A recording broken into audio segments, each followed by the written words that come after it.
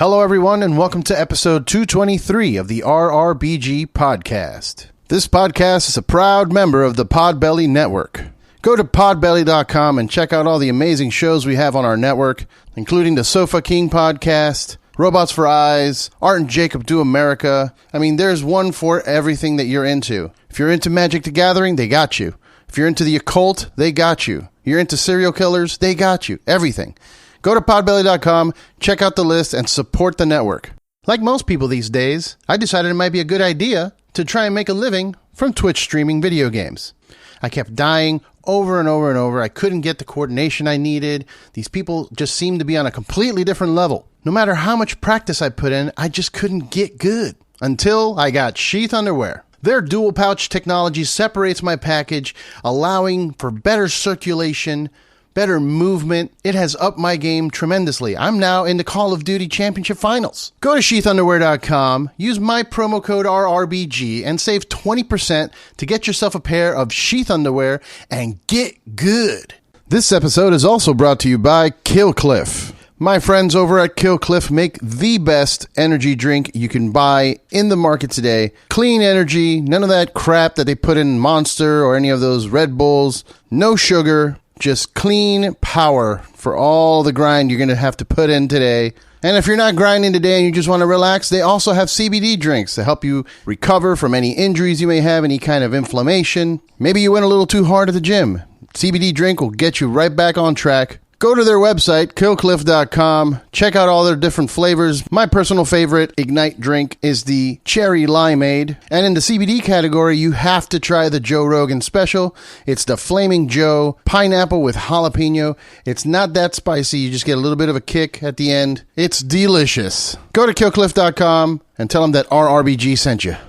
This podcast is also brought to you by El Yucateco Hot Sauce. You know, I gotta tell you, I've been eating a lot more Mexican food these days as I live in LA, and it's just inevitable at this point. So having a really good hot sauce at my disposal is kind of crucial. And my go-to right now is El Yucateco hot sauce. They are a staple. They come in so many different flavors. You can get the verde sauce with jalapenos, or you can get the habanero sauce. They have this special like black sauce, which is a special reserve sauce. I mean, for whatever level Scoville you can handle, I'm sure you can find yourself a sauce here. And if you go to shop Yucateco.com, use the promo code RRBG and you'll get 10% off of your purchase. This podcast is also brought to you by Saints Joints. Go to saintsjoints.com and check out all the awesome products they have there, including the new Book of Saints that comes with 4 packs of pre-rolled joints. This is incredible, lavish, luxurious looking gold foil stash box. The works. It's the best looking stash box I've seen. Make sure to go pick one up before they're all gone. And also check out the new hash infused pre-rolls. Don't forget, it's saintsjoints.com, and make sure you tell them that we sent you. In this episode, I talked to James Kent, also known as Perturbator. We talk about his newest album, Lustful Sacraments, which is available now. We talk about his tour that's coming up in Europe. We talk a lot about some of his influences. He lists some essential albums to listen to. We talk about goth clubs. We talk about video games. We talk about who he would like to collaborate with, and a couple of other things. It was a fun chat, and I hope you guys enjoy it. Don't forget to check him out at Perturbator on Twitter or at Perturbator Music on Instagram, or just go to perturbator.bandcamp.com and pick up the album. And if you have time, check out our Patreon page. Go to patreon.com/RRBG, get yourself some exclusive content, and help support the podcast. Cheers.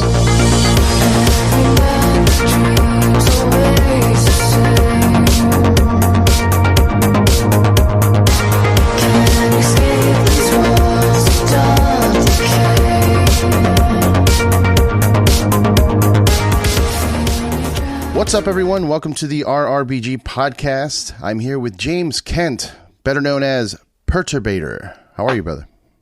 What's up, man? I'm good. What about you?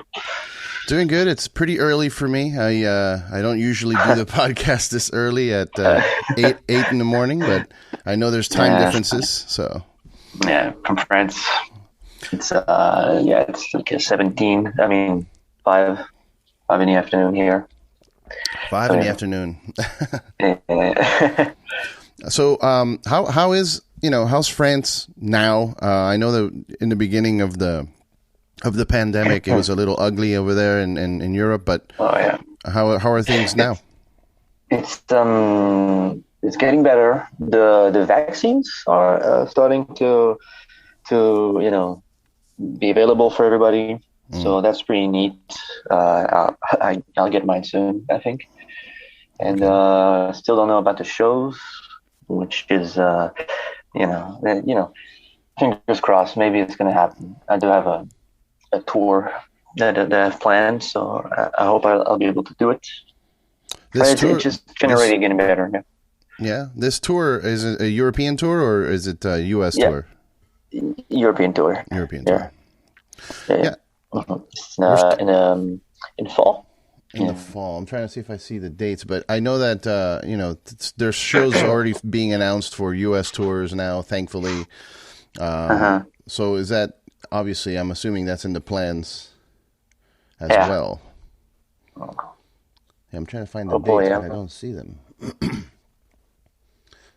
Okay. Either way, I'm sure you can find them on the website, the tour dates for Europe if they happen, which I think they will. I know, like you said, the vaccine rolling out and everything, shows are starting to come back. So I'm excited for that. That'd be nice. Yeah. You also just put out a new album, Lustful Sacraments. Yes, absolutely. Yeah. And that's available now if you go to perturbator.bandcamp.com. I was listening to it yesterday, and it feels a little darker, a little more gothic. Is that, is that accurate? Yeah, definitely. It's much more. It's less aggressive than my previous works, but it has more of a. It's more centered around atmosphere. A bit more ambient, if you want, but also moodier, definitely moodier. Very inspired by goth music, post punk as well. Yeah. So yeah. Yeah, I was gonna say it was a kind of not a departure, but just a different direction, less danceable, more kind of like you said, atmospheric, a little more gothy and creepy. Now, what was the what was your main inspiration to kind of make it in that sense towards the atmospheric and less towards the dance, more electronic dancey type? I don't know. It's kind of started because at first I wanted to make something that is obviously a love letter to goth music and post punk from the 90s and 80s as well. Mm-hmm. And I've noticed that So I used a lot of new techniques. I added a lot of guitars, added some vocals and stuff. And then I realized that, all those little additions, they sort of they sound very cinematic to me. And I kind of wanted to take it into, keep the DNA of my music pretty much alive inside those little snippets of atmospheric skits and stuff like this, and it just kind of blended all together, honestly. And I also wanted to really make an album that was very different than my previous one. So, and my previous one was very harsh and aggressive and cold. New model. So this one I wanted to make it sort of like the opposite of it, almost. I see. Yeah. I see. Yeah, I heard vocals, and I was kind of shocked. I was like, "Oh, vocals!" Because that's usually there's not a lot of vocals in a lot of your music. Which I wanted to ask you that, how difficult it is to create music and tell a story without actual words. That's kind of complicated. It's I guess it's the whole work of people who make soundtracks and stuff like this. They have to do this. They have a movie or a game to attach itself to. Honestly, I think it's just a matter of creating little structurally you have to make a lot of contrast, climaxes, tension building, stuff like this. It's a bit, making it a bit narrative as possible, and then, it's always a bit complicated, but yeah. Yeah. So for this album, since it seems like it has a theme. You know, the name Lustful Sacraments makes you think something religious. You know, perhaps sinful. You know, dark and a little satanic. Was there a main thing in your mind when you were creating this music? Where you, like you said, how some of these soundtracks, they have movies or games to follow. Like, did you have a movie going in your head while you were doing this? Absolutely. I have like sort of like it is a concept album. Okay. And I have a sort of like story that I follow that attached to it. And it's about a place where nothing is forbidden, and people just, you know, use and abuse of everything that they like. So, you know, they drink every day. It's like a party every day, and, you know, and there's a lot of religious undertones to it, because they lose themselves to it. They lose themselves to, you know, they worship this sort of like hedonistic lifestyle, and they get, you know, kind of crazy about it. Oh, so you wrote an album about Florida. Okay. Yeah. Good one. Yeah. No, yeah, it's that's funny though. That's cool though. I get those vibes, man. I get those vibes from the music, from the artwork itself. I mean, did you have in mind kind of like to perhaps maybe, because I know your videos are also very elaborate, very cinematic videos. I mean, they're really, really good. So, you know, are you planning on maybe venturing into the world of creating like a short film, like a movie, something like that for the music? I mean, good question. I don't know. I mean, I'm not, you know. You mean do I plan on making something like this? Yeah. I don't really have. I don't really have a lot of videos. That's the thing. I wish I could make more. And if I had the budget, I would probably make a video for all the songs on the album, obviously. And yeah, it would probably look like a sort of like, you know, short movie or something like this. But yeah, this is something I would like to do, but fortunately I cannot do it still. Okay, but that's cool. I mean, like I said, it would be fitting, I think, you know, because some of these videos, like I said, I saw that, like, there's not a lot, but the ones that are there are really cool. So it'd be cool to see something like that. And a lot of it also is linked, you know, there's I don't know what to call it, but kind of like video gamey, the, you know, 8-bit, 16-bit style. A lot of you know, your songs were featured on video games before, like Hotline Miami. Do you play a lot of video games? Is this where that comes from, or is it more passion from, you know, 80s synth music and all that? It was more of a passion towards synthesizers and stuff like this, but I do play a lot of video games. Always did. Okay. And the Hotline Miami thing was really, you know, it's just like a very lucky coincidence that happened to me. But it doesn't really inspire me. Like the video games in general don't really inspire my music too much. It used to be the case before, but now it's much more movie soundtracks and you know, you know, metal. I listen to a lot of metal. You used to be in a black metal band, or several black metal bands, right? Yeah, I used to be like a session guitarist. Okay. Yeah. So, you know, I've noticed that a lot of metalheads, a lot of black metal, or, you know, anybody that's making heavy music, when they do a side project, it always ends up being something like this, like electronic or something with a lot of synths. What do you think is the relationship there? Like, why is it that metalheads are so attracted to like synthwave and stuff like that?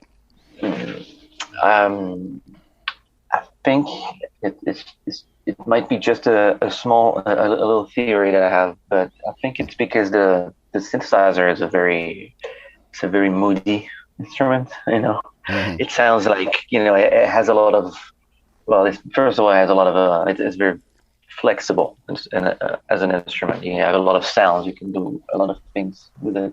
Mm-hmm. And then, yeah, it has this sort of like a guitar drenched in reverb type of thing. Like you can have like two or three sounds, and then it creates this like sort of atmosphere. And I think a lot of fans of metal love atmosphere and moody stuff. So Yeah, that's true. that's my guess. That's all. So I wanted to ask you for this, because there is a couple of when your music was first coming out, there was like a scene that kind of grew out of it, the synthwave thing. I saw a lot of people kind of heading in that direction. Bands like the Midnight or Carpenter Brute, something like that. That were all kind of cyberpunk inspired, and that 80s 90s kind of vibe. Is there a list in your head of music, 5 albums, not including like the bands, those bands I mentioned, but older bands like from the 80s? Are there 5 albums that you think are essential for any fan of yours that wants to get into the vibe? I think it's 5 is going to be a lot, but I'll try. Or 3, you can do 3. That's fine. Yeah, but the first one is definitely I think should be the soundtrack to Blade Runner, the original from Vangelis. Okay. So this is pretty much the album that I got a lot of inspiration from. Okay. When I started out, and then the second one would be probably I guess the Halloween 3 soundtrack. Oh, okay. From John Carpenter and Alan Howarth. It's a tie-in. I love the Thing soundtrack. It's gonna be a lot of soundtracks for me. Okay. Well, I mean, John Carpenter's a legend, so yeah.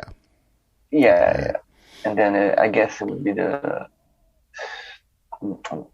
third one. Good one. Good question. I would say Oxygen from Jean-Michel Jarre. Who's actually a good friend of mine. Yeah. So yeah, Oxygen. Those are the 3 essential, I think, to me. Very nice. I got to check out Oxygen. I haven't heard that. I definitely listen to a lot of Carpenter's, soundtracks. I'm a big fan of that.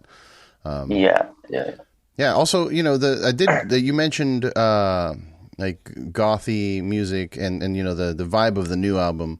As I was listening to it, it gave me those vibes of going to a goth dance club. Is there a lot of those in France? I mean, do you frequent those? No, there's not. I mean, if they are, I don't know them. Okay. So yeah, no, I'm really not like the type of person who goes to clubs and stuff like this. I'm very, I'm a very isolated person. Stay at home. Okay. Especially since the lockdown. Right. Yeah. Obviously. Okay. Yeah, I used to. There was a time. I think when I was in my 20s that I was going every weekend to the goth club, and it started like a joke. Like one of my friends was like, "Bro, there's a goth club. You should go check it out. It's going to be crazy." And I was like, "Sure, why not? I like metal and gothy things. Let's go check it out." Yeah. And at first we went to just kind of like not laugh, but just kind of like watch how the vibe and the scene, everybody dressed in leather and the weird dancing that they would do, and and then the next week came and it's like, hey, you want to go back? It's like, yeah, let's go back. And then we kept going every weekend until eventually we became regulars. Yeah. It was so funny, but started to dress the part and stuff. Right, yeah. Start wearing leather pants, and all of a sudden I've got the makeup on. But yeah, I definitely feel that vibe with the music. So I thought maybe perhaps you were like that was your scene, since you kind of nailed not really, it. actually. It's really not my scene. I really mostly come from black metal, and extreme metal in general, death metal too. Sure. Yeah. So this is more my scene, I guess, if you can call it like that. Okay. And also when I mentioned the goth influence, there's different types of goth. I imagine them like this. It's like there's the old long black coat, Joy Division-ish goth, and then you have the more like techno, crazy neon hair goth that you'd find more in the clubs and stuff like this, doing the dancing and stuff. So I'm more when I listen to this type of music, goth music, I'm mostly referring to the former, Joy Division, Balls, Sisters of Mercy, the old stuff. Yeah. Very cool. Mm-hmm. Can you name a few essential black metal albums that we should listen to if you wanted to get into black metal as well? Well, obviously, yeah, no problem. I mean, essential black metal albums. There's a lot. Yeah, I would say the first one should be Dark Throne, A Blaze in the Northern Sky, which is my favorite. Okay. Mayhem, De Mysteridum Satanas. Okay. Big classic. Then I would say, to me, it's a classic, and might be a bit of a deep cut, but Armageddon, Only True Believers. That's the name of the album. Okay. That's three. Yeah, that's good. That's good. Three is good. Yeah. When you were younger, was that something your whole life? Have you been into black metal and like darker things like that? Were you in a religious family? Because I've noticed that too. That a lot of metalheads and a lot of people that are into gothy things or satanic things come from a very strict religious family that kind of, I guess, pushed them in that direction. Yeah, no. I never had that. I never had a. I mean, I think my parents believe in God, but this was never like strict, or it was never forced on me, or like Christian values or something like this. It's just it's something that is more. I guess what you describe. I think it's more prevalent in the U.S. than in France. In France, it's way more. I would say secular. Like I guess like people just don't force their opinions like this, and then their religion, and as strongly as they do in the U.S. That's good. I mean, I've always noticed that France is a little more, like you said, a little more free, but there are certain countries in Europe that are a little more aggressive too. Like it's like the opposite. You have the Poland has got their issues with church now, like still making it illegal. Absolutely, yeah. In Poland and stuff like this, it's kind of nuts. Yeah. Oh yeah, but yeah, I was just always on anti. I was not always a fan of black metal, obviously, I didn't got out of the womb with long hair and black makeup. No, I thought that's how it works. But yeah, I got into it because I was just craving for extreme music. I think my first album was Slayer. Yeah, good. That's a good first album. The Raining Blood, and then from this, I just always tried to find the crazier, more extreme, more satanic, more right. darker. Now, with Slayer, your first album, overall, or did you hear something else? And then Slayer was the first metal album that kind of got you. Yeah, first metal album, I think. Well, I probably it's the first album that I remember wanting to listen to for some reason. Yeah, and then obviously I heard other things. My parents would play music in the house, and I would get exposed to it, I guess. Was it more rock, like classic rock, or was it like my parents would listen to a lot of disco, like the Bee Gees and Boney M and stuff like that. That's nice. Yeah. No, I think my parents listened to a lot of classic rock, Pink Floyd, stuff like this. Oh, okay. Which is nice too. It's pretty cool. And I think my mother really liked she really liked new wave, Depeche Mode, and stuff like this. Duran. Yeah. All the Frankie Goes to Hollywood, stuff like this. And I always have this sort of joke. I always describe my music as a mix between Slayer and Depeche Mode, I guess. Very nice. Very nice. So, I wanted to ask you, because electronic music sometimes gets a lot of heat from especially from metal fans, or people that are listening to metal music. It gets a lot of heat only because they say things like, oh, they're not really playing instruments, they're just pushing buttons. But you use a lot of actual synthesizers, not so much the program sequences and all that, right? Yeah. I mean, depends. I use a bit of both. I use software and hardware, and if you're talking live show, well, yeah, obviously I do have a sort of like little backing track, because there's so many layers of synthesizers in my music that if everything had to be played, we would need 10 people on stage, because there's so many synths playing at the same time. So, but I play the leads, I play the bass, so that's that.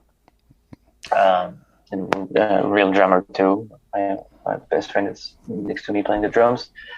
And then the studio, well, yeah, I use a mix of virtual synthesizers and analog synthesizers here. And I don't think there's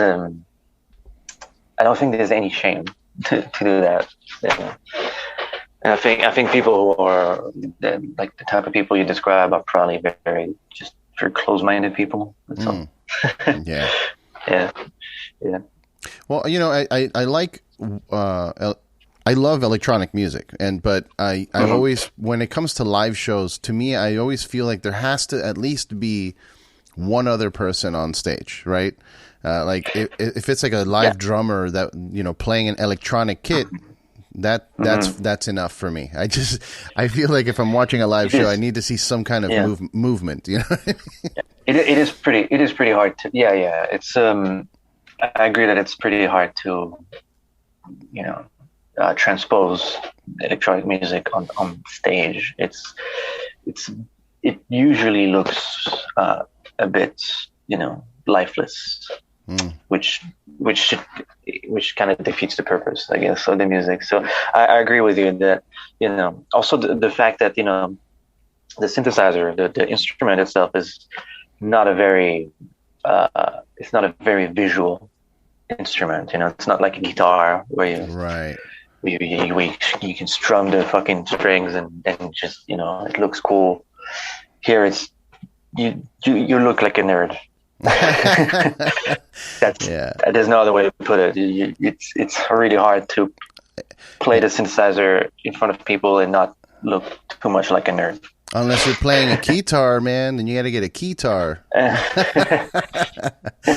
I get you though, because the instrument, the keyboards, the synths are facing you, right? So you're the only one really looking at it and really looking at the keys. Thing. Yeah, that's the thing. Yeah, and it's like it's literally just fingers moving. So on stage, I kind of like kind of like exaggerate. I just headbang, move my hair, and just kind of sort of try to put a lot of energy into it, just so it looks a bit cooler. Also because this is how I behave on stage anyway. So right. Yeah. Yeah, and a lot of electronic bands too, I've noticed, have like very elaborate visual components to the show. If you have the light show. Yeah, the light show. If you have that, at least people are busy trying to keep up with that. Yeah, absolutely. Yeah. The light show. My light show is it's a very big part of the show of Perturbator, because it's very frantic. It's like super like a lot of flashing lights and stuff, strobes. Yeah. So it's just it works. I mean, I think so, because I've never seen myself live. But from what I can see from the videos that people made, it looks good. Is that something you program yourself? So. Are you programming the lighting as well, or do you have somebody that helps you with that? No. I have a light engineer. I was gonna say that sounds like a lot of work to just have to program it yourself and the music, and keep it all synced up on a live show. Yeah. There's a lot more guitars too on this album. So the next shows I will pick up a guitar and just play that too. It's just interesting. Just cool. Yeah. So for live shows, like you said, is there any like a dream show that you want to play? Like, is there a big festival that you've never played, or is there like a tour package that you think would be like your dream to put together? Good question. Well, there's no place or festival that I've always dreamed to play. Okay. And the package, it's a good question. I can't think of anything right now. Yeah, because in my mind, like the first thing that comes to my mind would be like you got Perturbator, Carpenter Brute, and like the Midnight. But at the same time, like that can get old quick. If all the bands are playing the same style of music, I like it to be a little bit more mixed up. But I have seen that you play a lot of shows with with full on metal bands. Yeah. I prefer, because the thing is, I don't really listen to synthwave stuff like this. It's not a type of music that I listen to.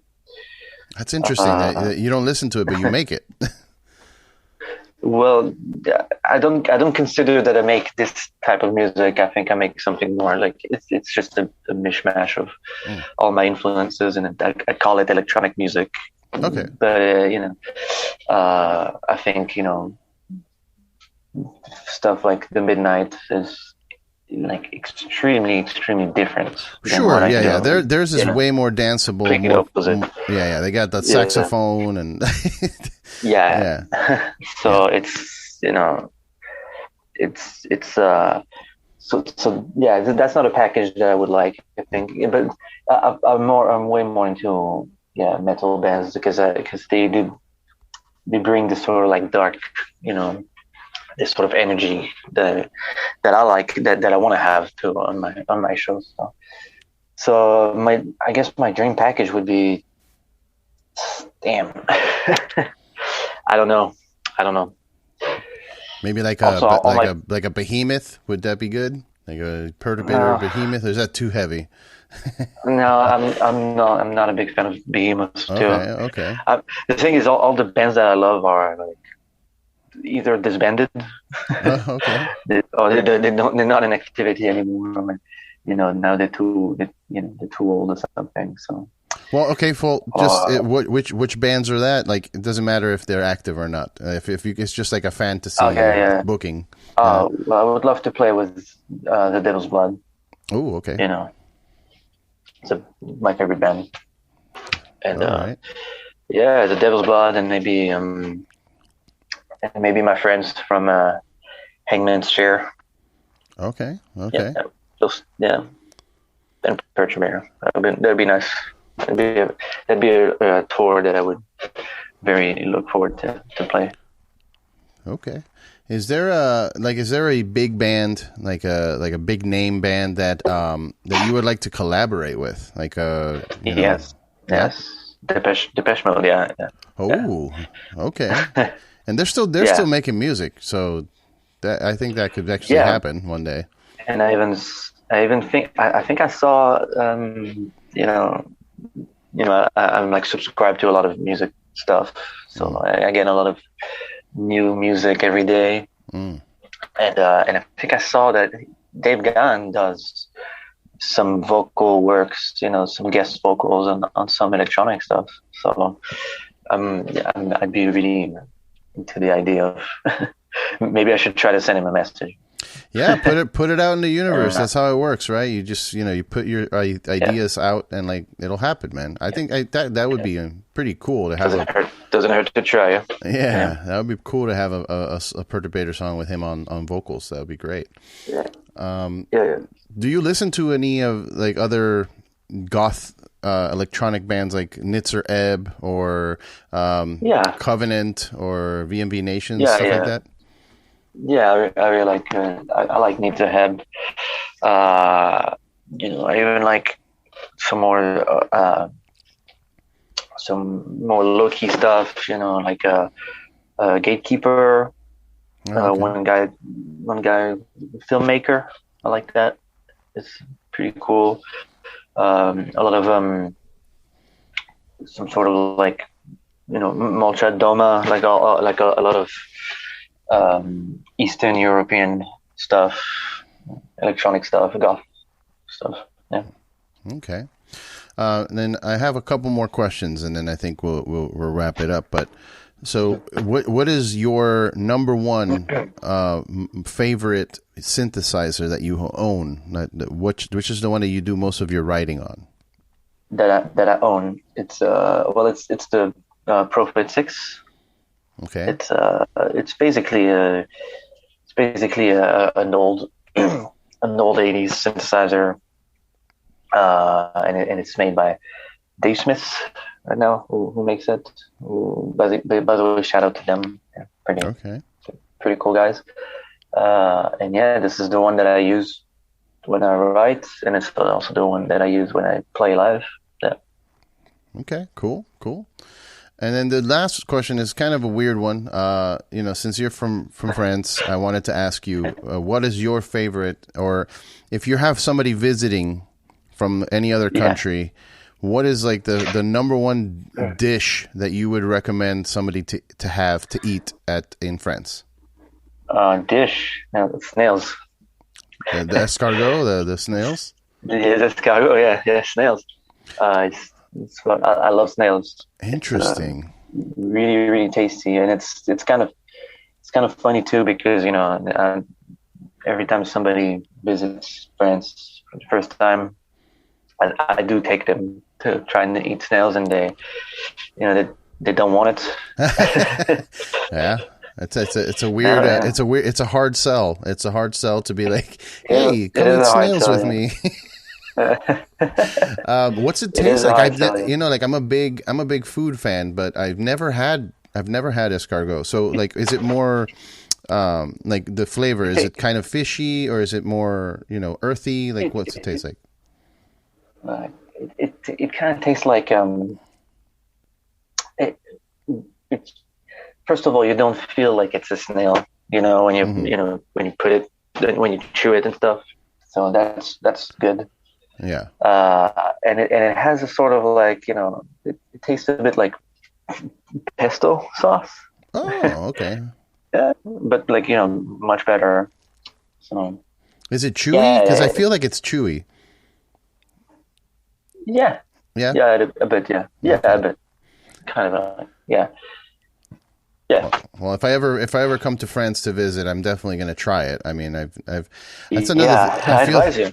Yeah, I feel like it's a dish you have to have there too. Like, you don't want to get snails from like Alabama or something. I wouldn't. No, yeah, that's. I wouldn't get snails in Alabama. I mean, either. And one final question, actually. Do you have any other? You said you play a lot of video games. So, what are you playing right now? Oh, right now I don't, because I have so much work to do and I have to do a lot of stuff. So this past couple of months, I haven't played a lot, and so yeah. So but usually, okay. So let's say you're in your downtime. What are you into? Are you into like shooters? Are you into RPGs? What's your a bit of everything. RPGs are my favorite. I like my favorite games are like Fallout New Vegas. Ah, yes. I like the Mass Effect franchise, the first three. Great music in Mass Effect, right? Yeah, it's pretty cool good music. Yeah. And I've been playing the Yakuza games. Oh yes, yeah. I just got into those. Yeah. They're really good, really good. I love them. Cool. So yeah.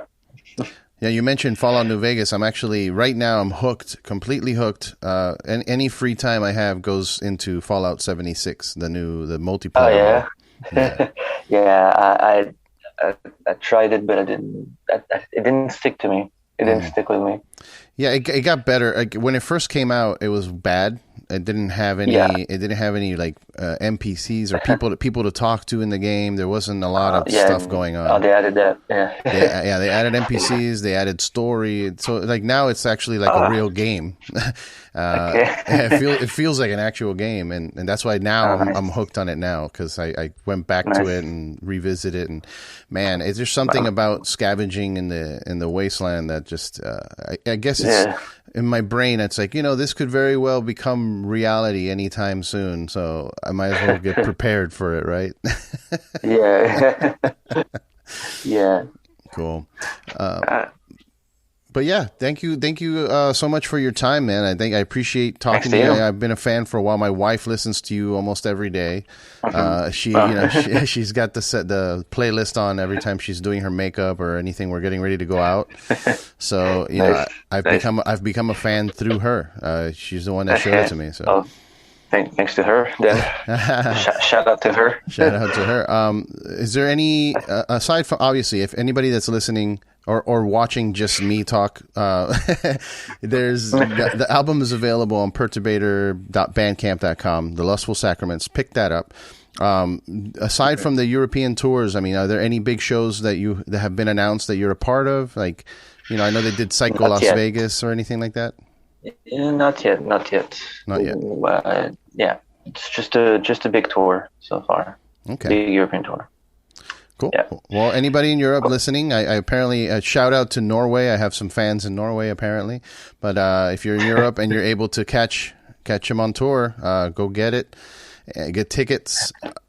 And is social media stuff for you? I mean, I'm sure you have an Instagram, Twitter, anything like that you want to plug? Yeah. Well, no, it's just Twitter, Perturbator, Perturbator, Instagram, Perturbator Music, yeah. Awesome, man. Well, hey, thanks again. And by the way, thank you. Amazing vinyl too. If you go to the Bandcamp, there's some really cool looking variants, splatter vinyls for the album too. Yeah. Yeah. Well, thank you, man. Yeah. Thank you. No problem. It's been a pleasure. Have a good day. Cheers. Take care. Yeah, you too. Bye-bye.